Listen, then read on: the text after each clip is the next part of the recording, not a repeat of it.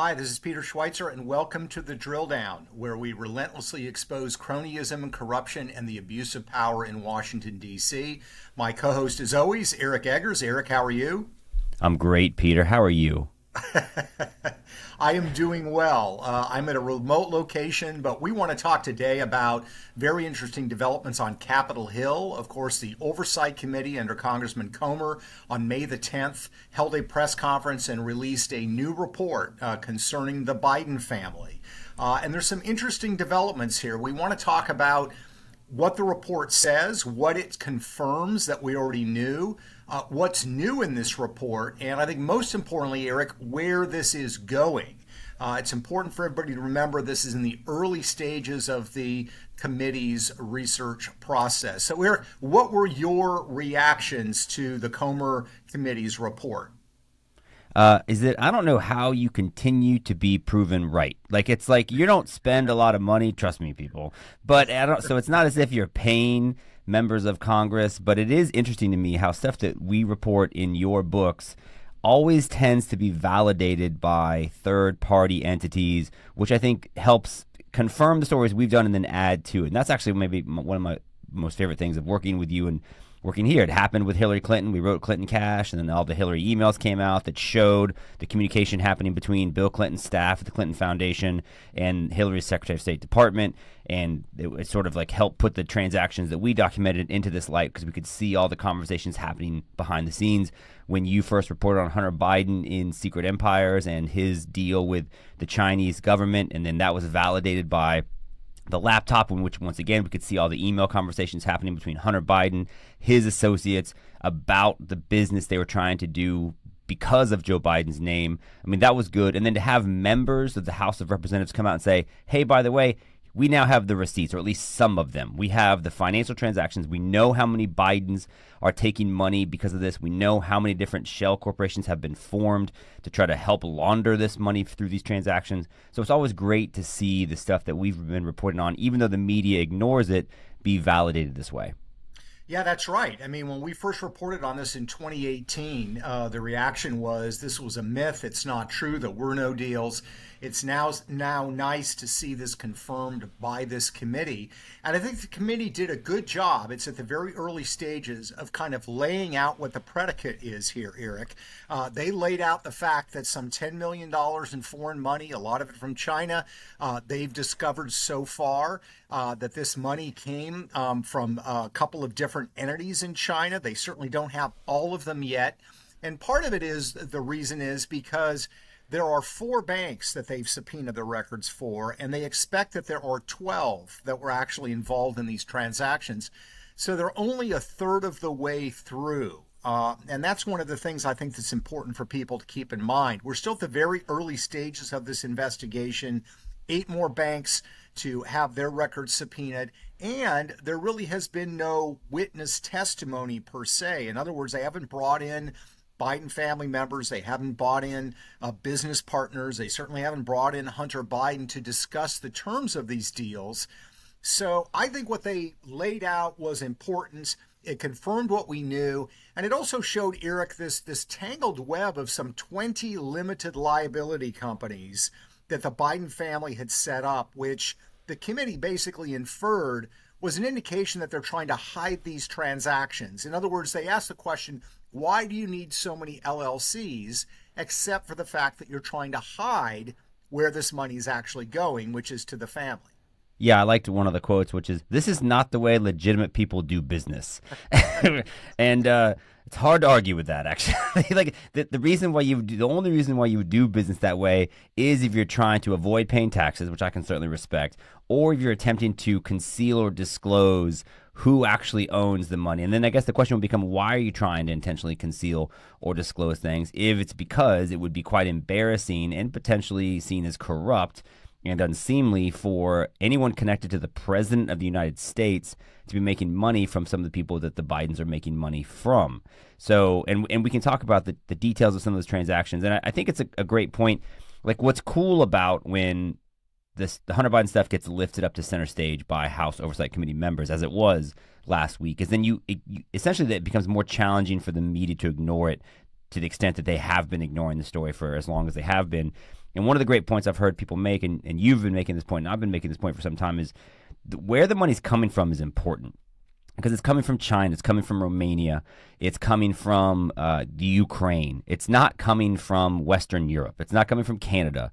And so the question becomes, why would you be forced to do business, or why would you choose to do business in some of these shadier countries? And that's because the one thing the Bidens have, that their business, they're not, as you like, Jared Kushner, and when Trump was president, and people have gotten this question, why is this different than what was happening to Trump?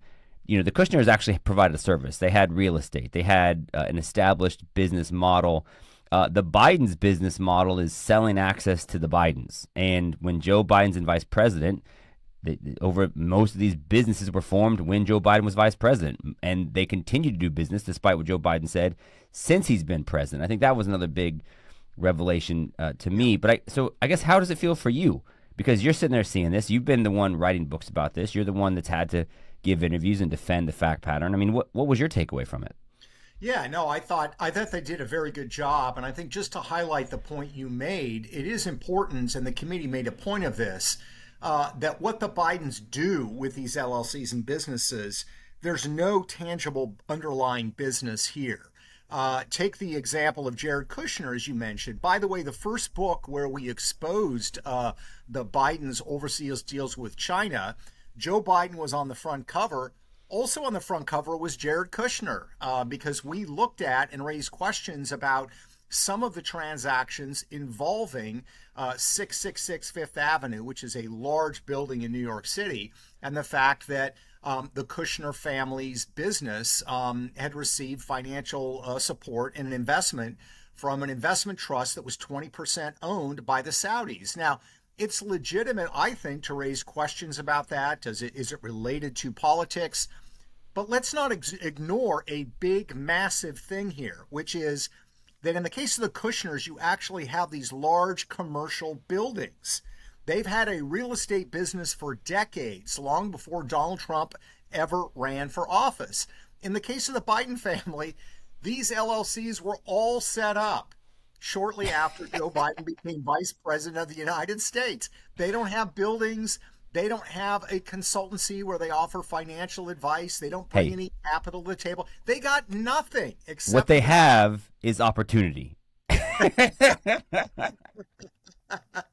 Yeah, opportunity for themselves and some foreign oligarchs. So I think they made an important point in raising that question. And again, as we've said, we need to look at all the kinds of deals that our political leaders are doing. But what really stands out, I think, in the case of the Bidens is there is no underlying business other than selling and peddling the influence and access to the father. And I think the committee raised that issue in a most important way, and I think and hope that they continue to pound it going forward.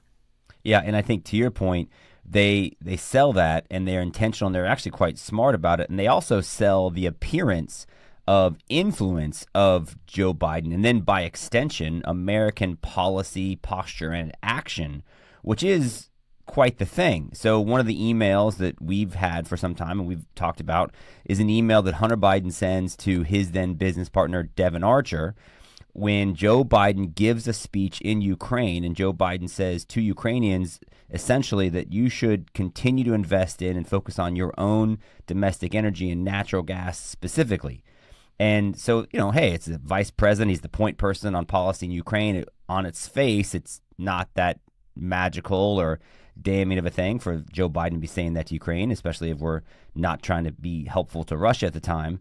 But then when you consider the fact that his son is actually on the board of Ukrainian national gas company Burisma, and he's being paid to do that, and then Hunter Biden takes that quote from that speech, sends it to Devon Archer, and says, hey, let's make sure the people in Ukraine know that, we helped make this happen, and this is an example of how we're able to add value.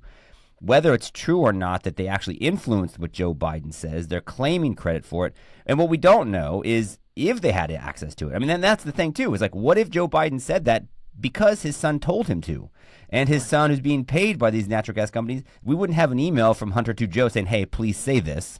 But it's not, it doesn't strain credulity to suggest that he might have, right? Oh, absolutely not. I mean, and part of that is you just have to look at the relationship that Joe and Hunter Biden themselves talk about, that they Right. are close. They talk all the time. We know that Hunter flew on Air Force Two with his father numerous times.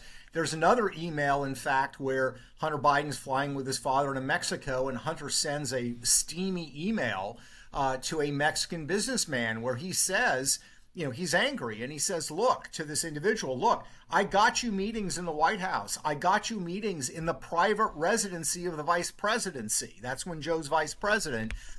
And you have not owned up on your part of the bargain, which is to get me deals.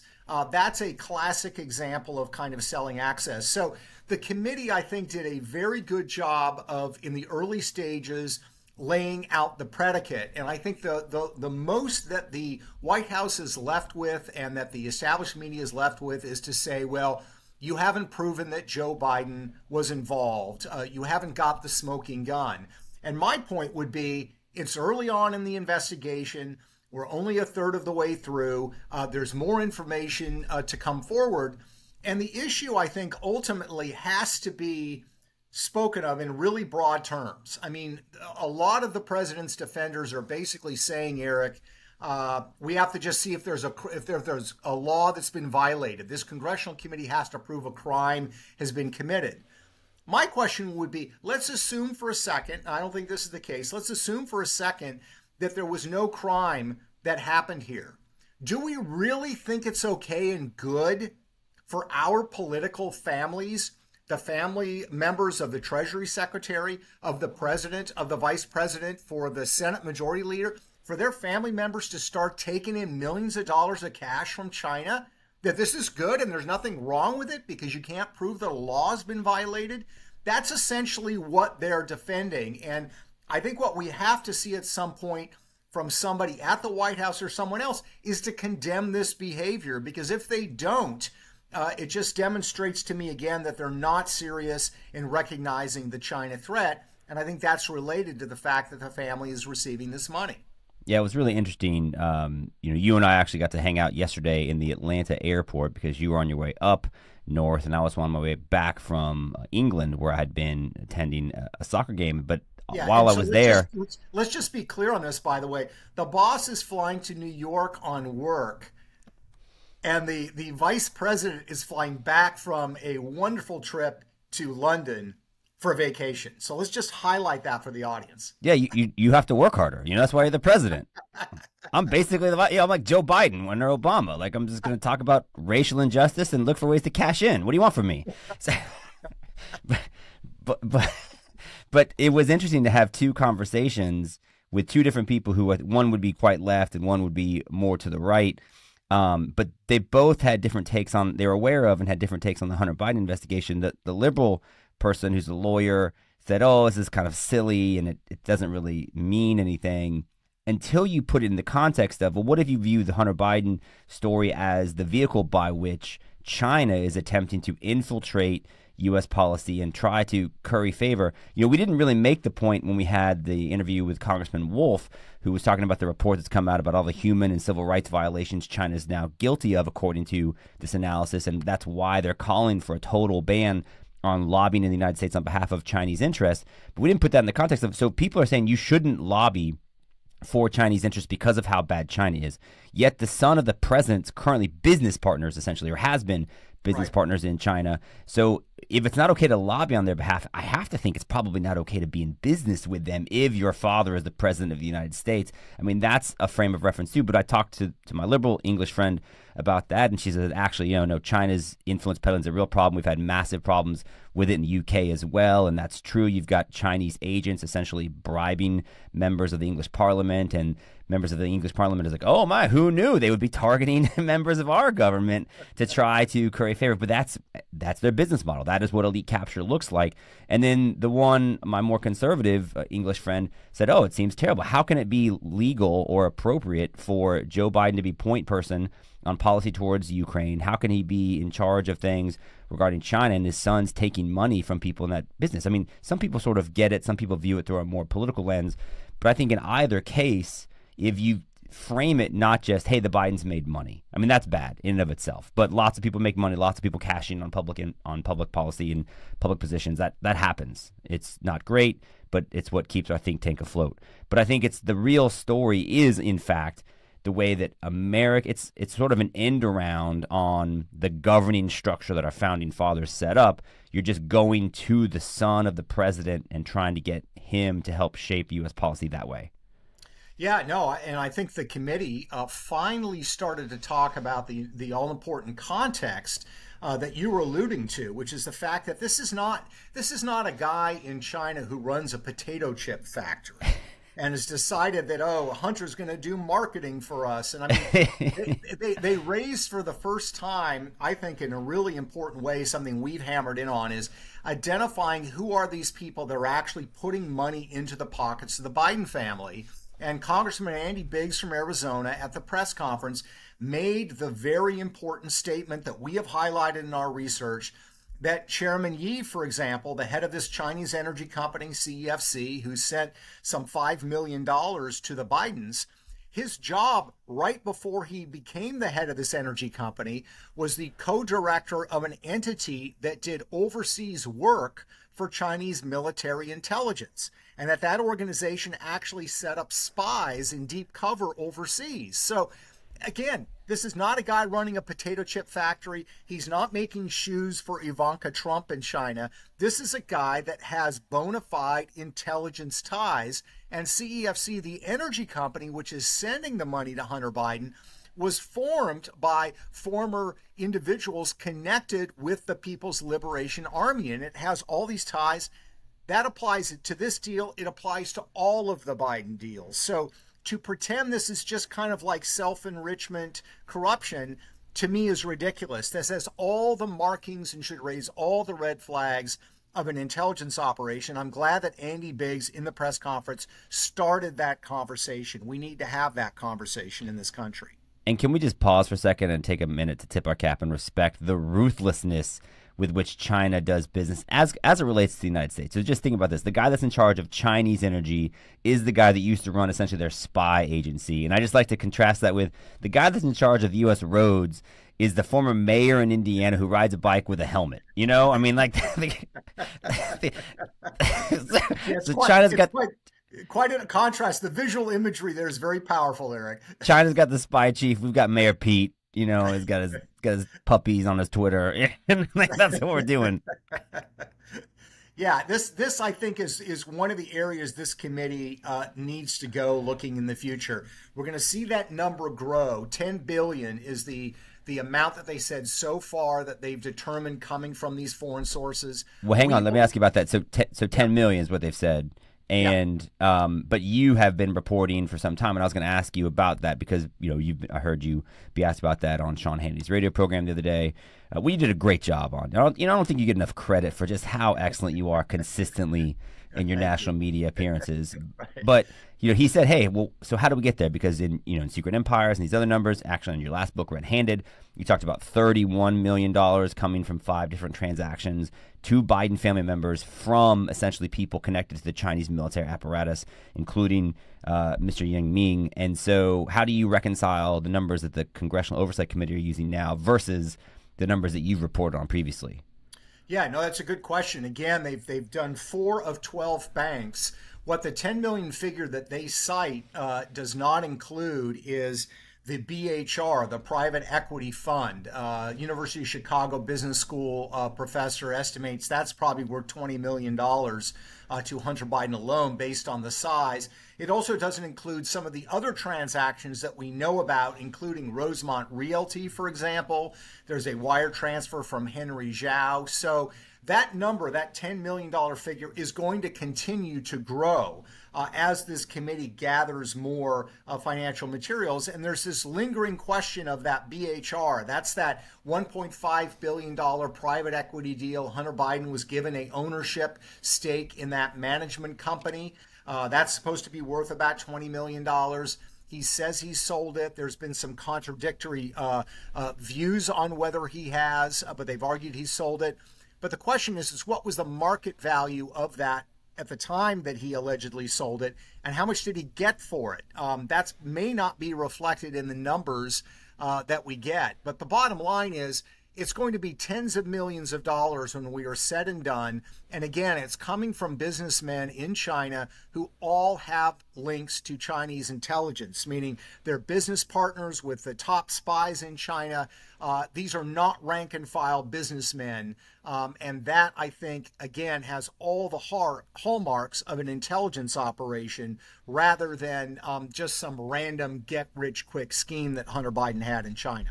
Okay, so what do we think then? I guess we don't know what they'll continue to find. They have 8 more banks to look at least, and you, as you said, there are witnesses that can come forward.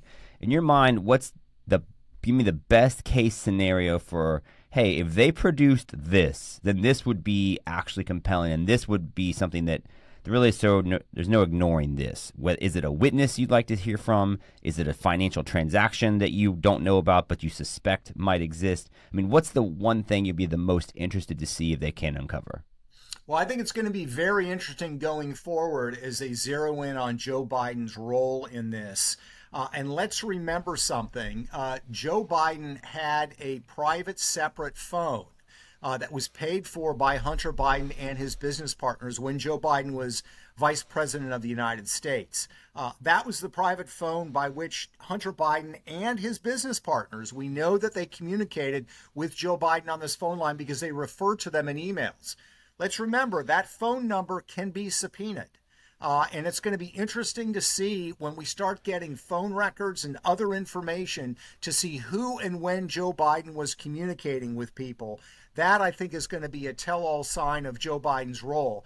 The Bidens are smart in the way in which they engaged in these corrupt acts. There's not going to be a smoking gun email or a smoking gun text message where it is said, tell those guys to send us $2 million and we're going to do this favor. That's not how this works. And that is not the only bar or the level at which we should look at corruption. That's a quid pro quo. You can rent people. You can buy people by renting them. You don't have to engage in a quid pro quo. And in my mind, that is illegal as well. So I think that's the sort of thing I would look for coming down the pike. So I think that's a great point. And what we'll be able to do is take a look at any phone records that come from the Joe Biden phone that Hunter Biden paid for, and they'll be able to cross-reference timing, because you won't obviously be able to have the contents of phone calls or even text messages, but you can see when I think those phone calls are made or when texts are sent, and you'll be able to then cross-reference those with meetings we know from emails and other conversations that Hunter Biden and his business associates are having with some of these international people. And so we can see, hey, do we know they met with them on this day at this time, and then an hour later there's a phone call made? I mean, that's the kind of thing you're referring to. That's right. I mean, you know, in politics and in corruption, like comedy, timing is everything. And I think we're going to see some very interesting overlay as to when they were talking, what was going on in Hunter's business relationships. Let's remember, this phone was not secure. This was not a government device. And Joe Biden has a phone. We know about it because Hunter Biden actually in the emails complained about the fact that he was paying his father's phone bill, had been paying for it since 2009. I have a huge problem, by the way, with a private company, which is Hunter Biden's business, Rosamond Seneca Partners, paying for a private line for access with the Vice President of the United States. In and of itself is a major problem. But I think in this case, it may actually provide a roadmap to see the sorts of things that were going on and when they were occurring. And that's, I think, something that we hopefully can look forward to in the months knowing more about. Do we have any evidence that this activity was curtailed since Joe Biden has become president, that they took their foot off of the accelerator? Or do we think that the Bidens say, hey, he's actually president now, we can do this, we can make even more money? He got a job promotion, so our fees can go up. Right. You know, I think they have recognized the potency of this issue going back to 2019 when it started to get a little bit of attention. And I think, you know, in the run up to the 2020 election. And so, you know, Joe Biden promised that there were going to be no more foreign deals. Which again is interesting because that signifies he controls the family, right?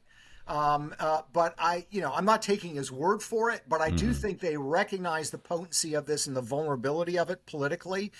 They benefited from the fact that this issue was covered up by the media in 2020 and has been since, that they covered up the laptop and other reporting. So I think they are holding their breath. If Joe Biden is reelected in 2024 and he has no prospects for future office, I think all bets are off. And I think as far as their fee structure is concerned, the sky is the limit. They've demonstrated in the past they're willing to do business with Russian oligarchs, Chinese intelligence-linked businessmen, corrupt Ukrainian energy companies. So God forbid, if he wins in 2024, I can only imagine the sort of people that will be stuffing money into their pockets. No, it's a great point. And I think to validate that, I believe that the first transaction with China was secured shortly after Joe Biden was reelected to vice president for the second time. So it's like, we know we have 4 more years. So, now is the time to cash in. It was done before. It could be used as potential electoral vulnerability ahead of the fall of 2012. I think that's exactly right. So Eric, tell me in our final moments here, tell us where you think this story is going to go. As somebody who has been involved in this, research process, this investigation that we've had going back to 2016 on the Bidens, you've been long time involved in this. Where do you see it going? Yeah, I don't think it's going to get any better for the Bidens. I think that's the main point.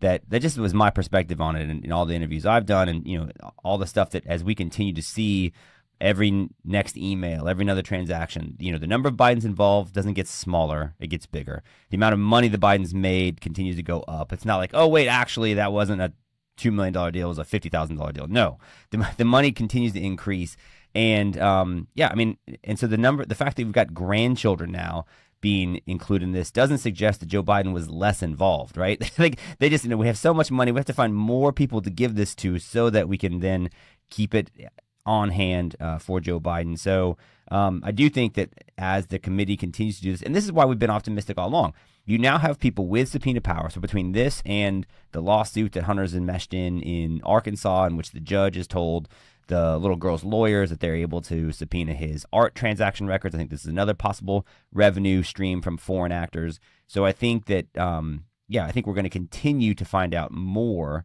And I think, unfortunately for me, because I have to work with you, you're only going to be proven more correct. So, well, it's been a great team effort, and you've been a big part of that too, Eric. So thank you for that. And we appreciate this audience listening to our podcasts, following our investigations, supporting our work. As you can imagine, there's a lot of dreary research that is done in the build-up to our investigative findings. So we appreciate and thank you for your encouragement and support. Please continue to listen to the podcast. You can find it at thedrilldown.com, where there are story updates concerning our investigative work. And you can find this podcast anywhere where fine podcasts are located. Until next time, thank you very much for listening.